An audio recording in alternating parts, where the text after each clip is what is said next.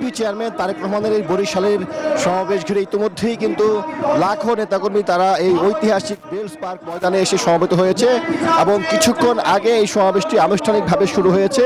BNP chairman Tarique Rahman অল্পক্ষণের মধ্যেই তিনি এই সমাবেশের মঞ্চে আসবেন সেটি জানিয়েছেন আয়োজকরা।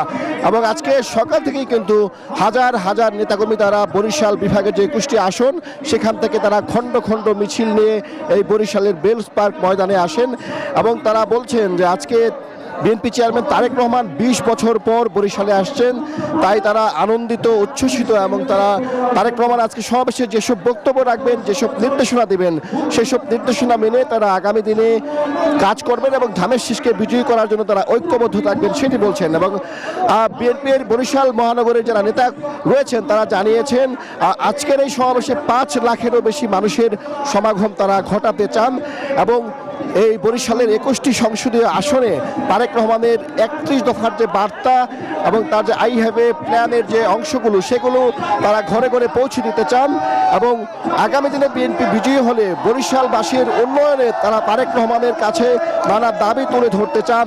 বিশেষ করে বরিশালের সড়ক যোগাযোগ ব্যবস্থা এবং নদীবন্দরের যে বিষয়গুলো রয়েছে সেই বিষয়গুলো যাতে প্রাধান্য দেওয়া হয় সেই বিষয়গুলো তারা কিন্তু বলছেন।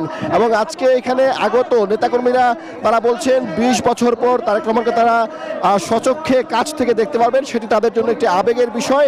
এবং তারা বলছেন যে এই বেলস পার্ক ময়দানে বিএনপি চেয়ারপারসন বেগম খালেদা জিয়া এবং শহীদ রাষ্ট্রপতি জিয়াউর রহমানও এসেছিলেন এবং তারা জনসভায় বক্তব্য দিয়েছিলেন। আজকে 20 বছর পর তারেক রহমান একই মাঠে বক্তব্য দেবেন, সেজন্য তাদের কাছে এটি একটি বাড়তি আবেগের বিষয়।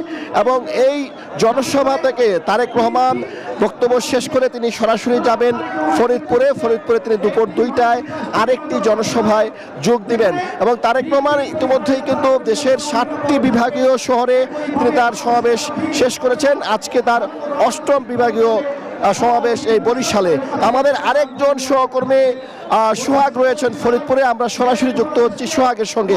সোহাগ, দুপুর 2টার দিকে ফরিদপুরের সমাবেশে তারেক রহমান যাওয়ার কথা রয়েছে, সেখানে নেতাকর্মীদের উপস্থিতি কেমন এবং সাধারণ মানুষ কি বলছেন?